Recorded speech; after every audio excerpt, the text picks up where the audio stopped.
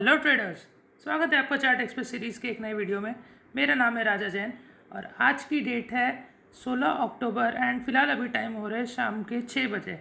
तो आज की वीडियो में हम हमेशा की तरह जो हमारा यूजुअल सेशन होता है एवरी वीकेंड, हम पुराने स्टॉक्स पे डिस्कस करते हैं, plus Nifty and bank Nifty पे व्यू लेते हैं फॉर द कमिंग वीक और कमिंग वीक्स, एंड जो आगे हमारी जो ट्रेडिंग अपॉर्चुनिटीज़ है, जो आइडियाज़ है, उन पे डिस्कस करते हैं। तो चलिए विदाउट वेस्टिंग फर्दर टाइम हम क्विकली स्टार्ट करते हैं। तो जैसे कि आप देख सकते हैं कि यहाँ पे निफ्टी का चार्ट है डेली का। So last week if you remember हमने डिस्कस किया था that this is the level, ये जो जोन था 17,950 का।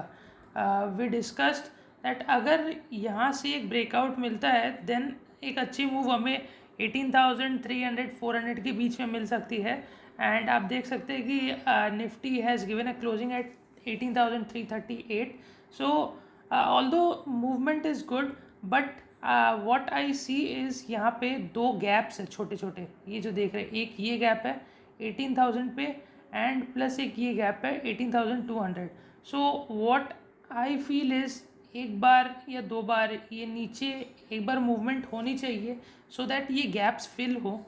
एक बार ये गैप्स फिल होते हैं देन ऊपर की जर्नी जाने में इजी रहेगी। सो एक बार इसके 1 आवर वाले चार्ट में भी चेक करते हैं, या जैसे आप ये वाला देख सकते हैं, ये जो एक रेंज है यहाँ पे, दिस रेंज 18,193 से 18,246। सो ये एक गैप है जो फिल होना ज़रूरी है, प्लस ये वाला जो गैप है although it is not a gap, fine, इसमें ये कोई गैप नहीं है, ये ऑलरेडी फिल्ड अप है। सो मेनली ये वाला एक गैप है जो फिल होना ज़रूरी है, but still if my personal opinion is taken then obviously I would be more happy if nifty comes down to 18,000 level and वहाँ से फिर एक ऊपर मूवमेंट मिले, then that would be much better। एक बार RSI लेवल भी check कर लेते हैं।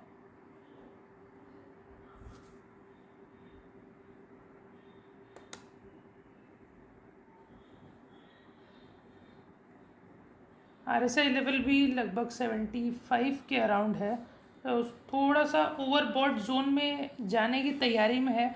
दैट्स वाई आई फील कि अभी यहाँ से एक बार नीचे मूवमेंट आनी चाहिए सो दैट ये जो करेक्शन आएगा उसके कारण ये गैप्स फिल हो जाएंगे।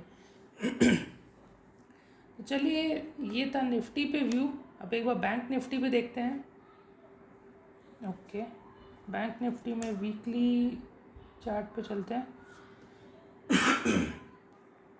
सो वीकली में हम देख सकते हैं कि यहाँ पे ब्रेकआउट आया है and all time high levels को क्रॉस किया है निफ्टी ने अबव 38,000। तो 38,000 के ऊपर हमें एक ब्रेकआउट मिला है and currently it is trading eight 39,340 levels.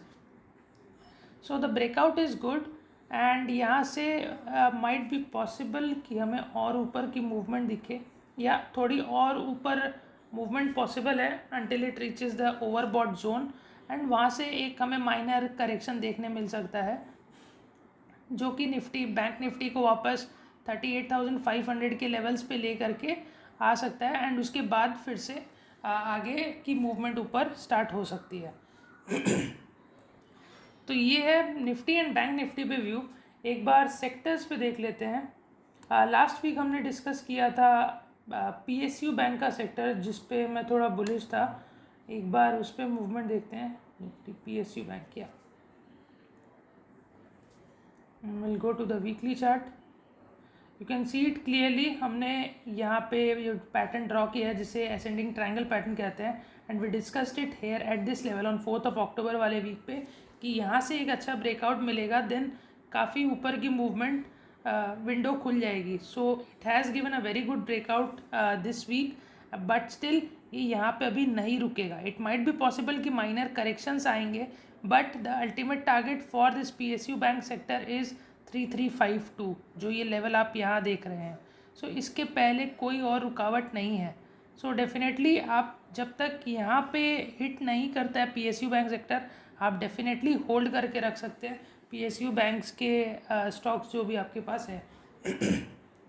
सो इनमें फॉर एग्जांपल PNB है, कैनरा बैंक है, बैंक ऑफ बड़ौदा है, इंडियन बैंक है, देर आर मेनी स्टॉक्स जिनमें काफ़ी अच्छी मूवमेंट है और काफ़ी अच्छा ब्रेकआउट उनमें मिला हुआ है. सो एक बार चेक कर लेते हैं. For example Indian bank.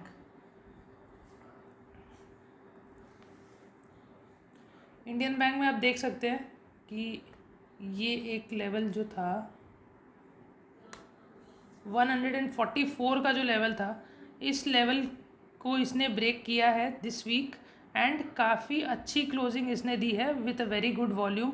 So the next target for Indian bank looks like 200 is very easy. ये 200 तो टच डेफिनेटली होगा which is almost 25 to 30% from the current levels. So ये एक अच्छा स्टॉक है and as a disclaimer I am also holding this stock for trading purpose. Then apart from this we have PNB जिसको हमने last week discuss किया था and are recommendation was 43.35 का जो लेवल है ये एक बार क्रॉस हो जाए then we should make entry into this and we should chase for the target of around 65. So almost 50% के अप मूव हमें इसमें दिख सकती है. सो आप इसमें वॉच लिस्ट पे इसको रख सकते हैं एंड जब 43 के ऊपर की क्लोजिंग मिले देन डेफिनेटली आप इसको बाय कर सकते हैं. इसके बाद है हमारा कैनरा बैंक. कैनरा बैंक को we have already recommended. I think मैंने 2 वीक्स पहले रिकमेंड किया था कैनरा बैंक को on 27th of September week at this point and we recommended it for a target of around 200 to 225 to 230 rupees. So अभी currently आप देख सकते हैं कि it has already given a good move. It is currently trading at 193.55. You can, if you are holding it, then you can still hold it for the target of 230 plus. But if you have not made an entry yet, then I would suggest कि आप अब इसमें entry ना ले because risk reward is not good. अगर आपको risk reward point of view से देखना है then PNB is looking much better to me. इसके अलावा है bank of Baroda. Bank of Baroda एक बार चेक कर लेते हैं. Even this is looking also good. Already यहाँ पे आप देख सकते हैं कि ब्रेकआउट आ चुका है एंड ब्रेकआउट आने के बाद में this week it has retested this breakout zone. So you can immediately buy at the current levels and हमारा जो टारगेट होगा पहला दैट वुड बी 103. सो आप मीन्स 100 प्लस के टारगेट के लिए आप इसमें डेफिनेटली चेज कर सकते हैं विच is almost 20% from the current levels. And अगर ये 100 के लेवल को क्रॉस कर देता है then the next target would be 130. So ये सारे PSU बैंक्स के स्टॉक है जो अभी मेरे रडार में है. There are many other stocks. For example SBI भी है जिसे आप चेक कर सकते हैं. तो ये थे कुछ सेक्टर्स और स्टॉक स्पेसिफिक बातें. इसके अलावा जो अपकमिंग स्टॉक्स हमारे पास है उनमें चलते हैं. सबसे पहला I will go with Equitas holding. अगर हम इसके डेली चार्ट पे चलें तो यू कैन क्लियरली सी यहाँ पे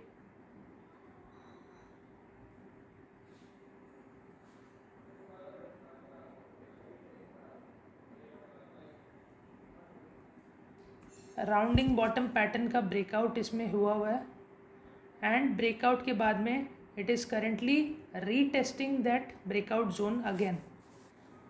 सो या तो आप 130 के अराउंड पे ले सकते हैं. Currently it is trading at 135. Either you can buy 130 levels. In fact you should buy some quantities at this level also because you never know यहाँ से भी ऊपर की मूव मिल सकती है बिकॉज ये एक जोन बना हुआ है 130 से 134 का. सो इसके बीच में इट माइट बी पॉसिबल कि आप बीच में भी आए या फिर यहाँ से ऊपर मूवमेंट ले लें. सो अगर आप करेंटली जो CMP पे जो प्राइस है इसकी अभी यहीं पे अगर आप लेते हैं देन आई वुड सजेस्ट कि ये ज़्यादा बेटर ऑप्शन रहेगा. एंड आप इसमें टारगेट जो आपके रहेंगे दैट वुड बी 160 के टारगेट्स के लिए आप इसमें ईज़िली एंट्री ले सकते हैं. इक्विटास होल्डिंग्स में। जो नेक्स्ट कंपनी है हमारी, that is again from this same parent company, उसका नाम है Equitas small finance bank. And as you can see एकदम एग्जैक्ट पैटर्न है, सेम कप राउंडिंग बॉटम का पैटर्न है, and it has tested this zone as well. The same story goes here also. यहाँ पे currently it is trading at 66.7। आप यहाँ पे 66 पे इसका ब्रेकआउट हुआ है, एंड यहाँ पे आप इमीडिएटली एंट्री ले सकते हैं, या फिर अगर आपको सेफ साइड में रहना है देन आई वुड सजेस्ट कि आप ये वाली लाइन के ऊपर में 69 या फिर 70 के ऊपर में आप एंट्री ले, then that would be much better to be on the safer side. So your ideal entry would be above 70 and your targets would be 85. So you can chase for the target of 85 rupees provided, and you should take an entry above 70. So these are the two stocks that we have. Then the next one that we have is ITD Cementation. इसमें भी आप देख सकते हैं कि rounding bottom का ही pattern दिख रहा था। Okay, let me draw the chart. या सो ये वीकली चार्ट है फॉर ITD सीमेंटेशन, एंड यहाँ पे आप देख सकते हैं कि it has given a closing just at the breakout zone, weekly breakout zone. So अगर ये थोड़े से भी ऊपर में इसकी ओपनिंग होती है then definitely you can enter into this stock. Why I am bullish into this stock is, यहाँ पे जो लास्ट 2 वीक्स की जो कैंडल्स बनी है ये देखिए, इनमें वॉल्यूम्स काफ़ी अच्छे आए हैं। So it might be possible कि this time we might see the breakout of this zone, and अगर ये होता है देन डेफिनेटली हमारा जो पहला टारगेट रहेगा दैट वुड बी 105 का पहला टारगेट रहेगा, एंड उसके बाद में 125। These are the two targets for which you can chase this stock. The next one that we have is HBL Power Systems. So HBL Power Systems में आप daily chart में चलते हैं। So इसमें आप देख सकते हैं ये भी एक राउंडिंग बॉटम पैटर्न ही बना रहा है, जिसमें द फर्स्ट माइनर रेजिस्टेंस जो थी उसका ब्रेकआउट हमें ऑलरेडी मिल चुका है, but there is a major resistance as well. आप ये वाला जोन ले सकते हैं, 56 रुपीज़ का जो जोन है। अगर ये वाला लेवल ब्रेक होता है, इफ़ इट क्रॉसेस 56 रुपीज़ का level, then you should enter into this stock, and आपका टारगेट 70 to 75 रुपीज़ का रहेगा। जो लास्ट फ्राइडे, लास्ट थर्सडे को जो इसमें कैंडल बनी है, ये देखिए इसमें वॉल्यूम काफ़ी अच्छा है, and as a disclaimer I am already holding this stock, and मेरी बाइंग इसमें काफ़ी नीचे लेवल की है। सो मेरा व्यू थोड़ा सा मीडियम टर्म का है। सो आप फॉर ट्रेडिंग पर्पस अगर आपको इसमें एंट्री लेनी है देन डेफिनेटली आप वंस इट क्रॉसेस 56 रुपीज़ का लेवल देन आप इसमें एंट्री ले सकते हैं। The next stock that we have is Deepak fertilizers. Okay, so इसमें आप देख सकते हैं ये एक यहाँ पे रेजिस्टेंस लेवल है, यहाँ रेजिस्टेंस लेवल है, एंड ये आपका नेक्स्ट टारगेट, इनफैक्ट यही आपका एक अल्टीमेट टारगेट रहेगा। Currently it is trading eight 421 rupees. अगर ये 430 रुपीज़ को क्रॉस कर देता है देन ईजीली हम इसमें 480 रुपीज़ के ऊपर के टारगेट इसमें देख सकते हैं। So this would be a very easy trade I would say, because कोई रेजिस्टेंस यहाँ नहीं दिख रही है। फाइन, तो इसके बाद में हमारा जो स्टॉक है that is JSW steel. So you can see a similar pattern in JSW steel as well, जैसा सिमिलैरिटी हमने दीपक फर्टिलाइज़र में देखी थी। तो यहाँ पे अगर ये 697, इनफैक्ट रफली अगर हम 700 रुपीज़ का लेवल ले लें, या so once it crosses 700 levels then ये एक जो गैप यहाँ पे बना हुआ है डेफिनेटली ये एक रेजिस्टेंस के तौर पे भी काम कर सकता है। देन पहला टारगेट 723 का होगा, बट ऑब्वियसली हम लोग सिर्फ इतने छोटे टारगेट्स के लिए इसमें चेज़ नहीं करेंगे. So the targets for which we would be chasing is at least 10%. So you can see 763 रफली आप 770 का टारगेट इसमें ले सकते हैं. So for 10% target you can chase into this stock. The next one that we have is Sagar Cements. Okay, before going into Sagar Cements, जैसे हमने अभी JSW Steel पे डिस्कस किया, if you see the sector chart of metal sector, then उस sector में भी breakout है. Let's check that. Metal sector में भी ब्रेकआउट आया हुआ है. So that means metal sector के जितने भी स्टॉक्स हैं उनमें एक अच्छी मूव हमें देखने मिल सकती है. As you can see here, ये जो लेवल है 5847 का, यहाँ पे ऑलरेडी ये एक डब्ल्यू पैटर्न बन के फिर ये ब्रेकआउट हुआ है. सो it has already given the breakout and definitely यहाँ से मेटल्स हमें एक अच्छी मूवमेंट दिखा सकते हैं. सो although I covered only JSW steel, आप और भी जो टाटा स्टील कंपनी है और भी जितने मेटल के स्टॉक्स हैं उनके चार्ट भी आप देख करके उनमें ट्रेड ले सकते हैं. तो ये थी स्टील सेक्टर पे बात. अब जो हमारा स्टॉक था सागर सीमेंट, उस पर बात करते हैं. सो इन सागर सीमेंट्स आप यहाँ क्लियरली देख सकते हैं